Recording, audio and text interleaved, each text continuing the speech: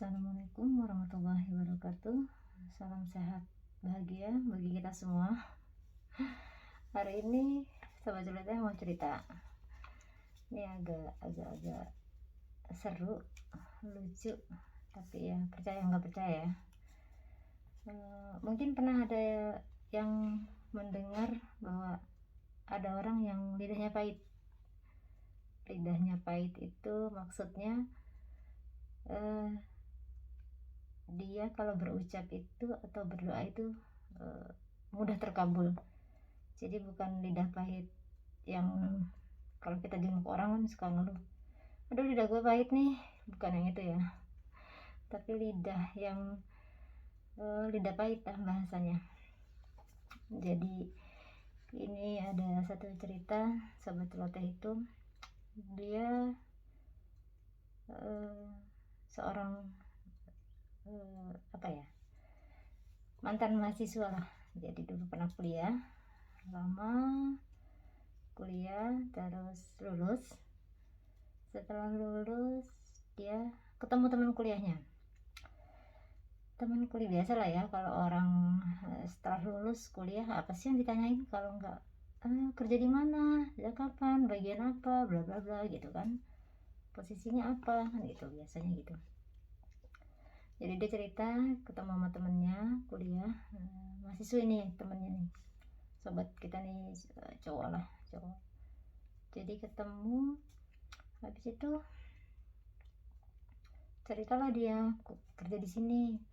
Oh sempet di sini karena mungkin udah beberapa tahun setelah lulus kuliah lah, jadinya mungkin ada beberapa perusahaan yang sudah dijamah oleh mereka ini masing-masing. Jadi ceritalah kerja di sini, daerah ini, begini, begitu. Ya kan, masing-masing bertukar cerita tentang pekerjaan atau pekerjaan yang telah mereka dapati selama ini gitu kan. Ternyata si mantan mahasiswa ini, temennya Sobat Celoteh ini, dia cerita kalau dia kerja di sini begini. Oh terus Sobat Celoteh ini tanya, kok bisa gitu kan di situ. Ya dijawabnya gini, santai sih jawabnya, ya emang doanya gitu kan. Ih masa sih gitu kan, karena si temennya Sobat Celoteh ini, dia setiap bekerja tuh pasti dipilih begini, maunya perusahaan A modelnya di wilayah B seumpama dengan benefit 1, 2, 3, 4, 5 gitu kan, disebutin semua, dan ternyata doanya tuh terkabul gitu kan. Jadi si teman Sobat Celoteh kita nih yang cowok nih tanya, wih kok bisa gitu? Ya iyalah memang doanya gitu ya dapatnya itu, coba aja lu doa gitu kan. Terus akhirnya setelah bingung mungkin ya, kok pengalaman pekerjaannya selalu yang diminati sama si teman ceweknya ini gitu kan, selalu itu yang diminati, ya itulah yang didapat. Jadi akhirnya si Sobat Celoteh ini mau pergi. Akhirnya dia ngajak salaman temennya, selamat, akhirnya gue ketemu orang yang doanya 99% terwujud gitu kan. Jadi setelah percakapan itu si cewek ini berpikir nih gitu kan, apa iya doa aku adalah orang yang doanya itu 99% terkabul gitu kan. Kalau gitu doa yang bagus-bagus jadi orang kaya, punya kolam renang, punya pesawat, punya segala macam, punya hotel, punya gedung gitu aja ya. Tapi intinya si cewek nih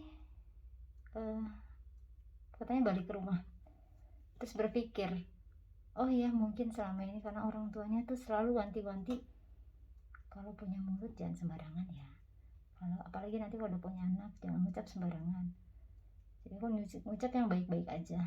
Jadi setelah dia menelaah nih, si cewek ini kan, ini cerita yang si mana, si sobat celoteh ya, biasanya kan setelah ketemu kan biasa lah, tukar handphone kan, terus tapi berkomunikasi. Jadi dia mulai cerita dan ternyata dia merasa, oh iya, ucapan dan doa aku selalu terkabul gitu, apapun yang diminta. Jadi ya dia merasa mungkin doanya 99% terkabul. Inti dari cerita ini sih sebenarnya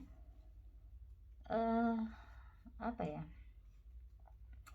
terlepas dari cerita itu bener apa enggak, ada nggak orang yang memang doanya itu 99% terkabul gitu. Intinya kita tuh kalau berucap itu yang bagus-bagus aja lah, jangan yang jelek-jelek. Apalagi kalau sampai nyumpahin orang ya, terlalu gue sumpahin lu bla bla bla bla bla, itu ngeri banget ya gitu kan. Gimana kalau seandainya sumpahnya tuh balik ke dalam diri kita, bagaimana? Kan bingung juga, kita udah nyumpahin orang tapi balik ke diri kita. Jadi intinya sih kalau berucap itu yang baik-baik aja, jangan yang buruk-buruk atau lagi yang jelek, apalagi sampai sumpah serapah nyumpahin orang. Karena kita tidak tahu ya kapan doa dan ucapan kita tuh yang nggak sengaja itu tiba-tiba terkabul gitu kan. Kan nggak enak juga, udah mengucapnya jelek, tiba-tiba saat itulah doa kita terkabul. Jadi mulai sekarang kalau berucap yang bagus-bagus. Kalau disakitin orang, gue sumpahin kaya lu, siapa tahu kayak baliknya ke kita, bukan orang yang kita sumpahin.